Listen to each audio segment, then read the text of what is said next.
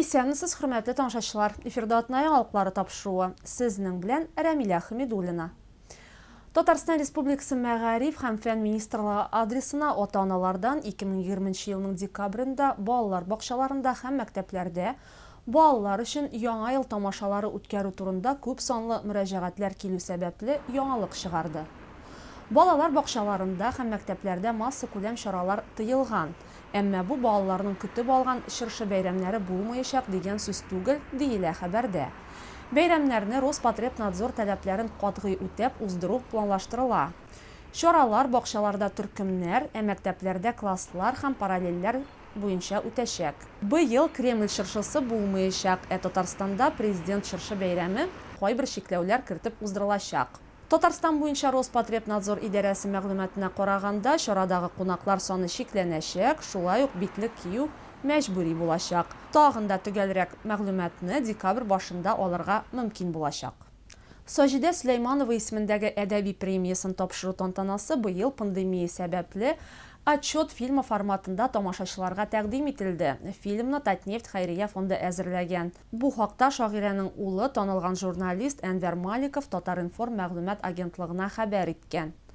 Кичә урынына 1 сәгатьлек видео ясалган. Аның нигезенә Әлмәт театры артистлары башкаруында Саҗидә Сөләйманова шигърияте салынган. Шулай ук быелгы лауреатлары белән дә таныштырыла. Премияның тарихы яктыртыла. Саҗидә Сөләйманова исемендәге әдәби премия быел Сания Әхмәтҗановага, Фәрит Имамовка, Ольга Кузьмичевага тапшырылды. Кызыксындыру премиясы лауреатлары Рифат Сәләхов, Роберт Сәләхиев, Шафик Имаддинов. Саҗидә Сөләйманова исемендәге әдәби премия Татнефть компаниясы һәм Татарстан язучылар берлеге тарафыннан 2005 елда гамәлгә куелды.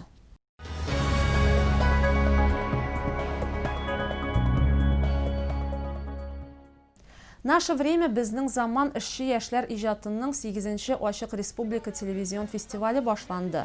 Узган атнада Нефтче мәдәният сараенда эшләүче яшьләрнең безнең заман республика фестиваленең зона этабы үтте. Татарстанның 16 районыннан килгән яшьләр хореография, музыка, дан минуты номинацияләрендә көч сынаштылар. Наше время безнең заман эшче яшьләр иҗаты Ачык Республика телевизион фестивале 2013 елдан Татарстан президенты Рөстәм Миңнеханов ярдәм белән уздырыла. Анда республика предприятиеләрендә һәм оешмаларында эшләүче яшь профессионаллар катнаша. Бәйге музыка, бию, сүз сәнгате буенча үткәрелә һәм эшләүче яшьләрне төрле яклап үзләрен камилләштерү максатыннан оештырыла. Киләсе материалыбызда без сезне мәдәният дөньясында булган иң кызыклы яңалыклар белән таныштырырбыз. Әлмәт Татар дәүләт драма театрында яңа сезон ачылды. Театрда көтеп алынган вакыйга яңа сәхнәдә тамашачыларга тәкъдим ителде. Бу нефтчеләрнең Татнефть компаниясының бүләге. Һәм мин инде гомеремнең ахыргы минутларына кадәр менә шушы эш өчен, Әлмәт театрына шушы сәхнәне бүләк иткән өчен безнең нефтчеләребезгә, безнең шәфкать ияләребезгә һәм әлбәттә Татнефть акционерлык җәмгыятенең генераль директорына шәхсән Магановна Юфатучка гомеребезнең ахырына кадәр без рәхмәт белдерәбез. Әлмәт театрын бәйрәм белән район башлыгы Тимур Нугуманов котлады. Ул ел актеры премиясын Лилия Захидуллинага тапшырды. Театр коллективын яңа 76-нчы сезон ачылу белән Татнефть профсоюз правкомы рәисе Гомәр Яруллин тәбрикләде. Шушы театрда эшләүчеләрнең һөнәрен үстерү, аларның һөнәрен күрсәтү өчен бик уңай сәхнә булырга тиеш икәнен аны һәрвакыт без аңлыйбыз. Бүген инде менә шушы яңа сәхнә барлыкка килү, ул Татнефть оешмасының җитәкчесе Нурбат Магановның аңлый белүе һәм коллектив аны хуплап ярдәм итеп бергә шушы сәхнәне барлыкка китерделәр. Бәйрәм көнендә «Кайда минем илем» спектакле премьерасы булды. Гарәф Фәхретдинов истәлекләре буенча «Кайда минем илем» спектаклен Әлмәт Татар дәүләт драма театры тамашачыга тәүге тапкыр җәлилчеләрне искә алу көнендә тәкъдим иткән иде. Бу легионерларның бер өлеше булган культ взвод һәм капелла артистлары тарихы. Әле шунысын да әйтеп үтик, Әлмәт театр артистларын театр сәхнәсендә генә түгел, татар эстрадасы җырчылары клипларында да күреп була. Ризат Зинир Рамазановлар клибында Ләйсән Әхмәдиева белән Раушан Мөхәммәтҗанов төп рольләрне башкардылар. Ничекләр түзәр бу йөрәгем, алмалар пешкәндә тулышып. Ник сайрый атып сандугач, чәчкәсен кыйганда алмагач. Ник кутты мәхәббәт бураны, сөяргә хакларым булмагач. Ник сайрый атып сандугач, чәчкәсен кыйганда алмагач.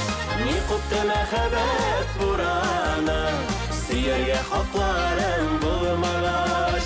Ник кутты мәхәббәт бураны, сөяргә хакларым булмагач. Әмнә театр артисты Динар Хөснетдинов социаль челтәрләрдәге үзенең аккаунтларында тамашачыларны төрле авторларның шигырьләрен укып, матур видео язмалар белән сөендерә. Исемеңне әйттем күңелдән генә. Клубта бер үк утырма янга. Кешеләр үртәп тиярләр җанга. Тыңладым сине сүзсез тагында. Утырдым башка кызлар янында. Җырлап үтмә сине ебез түреннән. Гыйшкыңны сизәрән кәй җырыңнан. Юк, җырламадым сезнең урамда. Мәхәббәтемнән шашар булсам да. Үтте яшьлекнең язы, күзләре, безнең сөюне беркем сизмәде.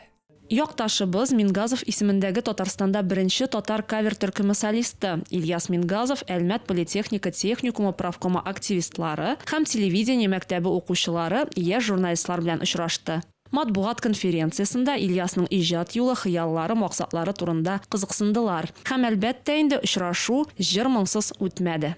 Давайте все вместе его поддержим аплодисментами и попросим.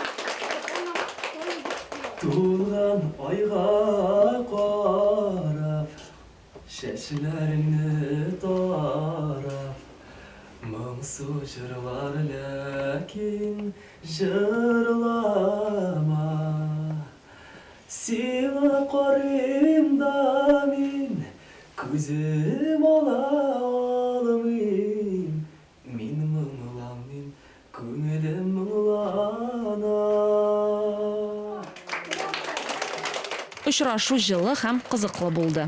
Бик зур рәхмәт әйтәсе килә тамашачыларга, балаларга. Шуннан да бик кызыклы сораулар булды. Һәм шулай ук рәхмәт әйтәсе килә Әлмәт политехника техникумына. Рәхмәт ярдәмегез өчен. Әле алга таба да бергә шулай бер-беребезгә ярдәм итеп яшик. Бергә булыйк, бердәм булыйк. Рәхмәт сезгә. Шуның белән тапшыруыбыз ахырына якынлашты. Һәр яңа көн сезгә яхшы яңалыклар гына алып килүен теләп, мин Рәмилә Хәмидуллина һәм монтажер Ленар Корбанов сезнең белән сау булашабыз.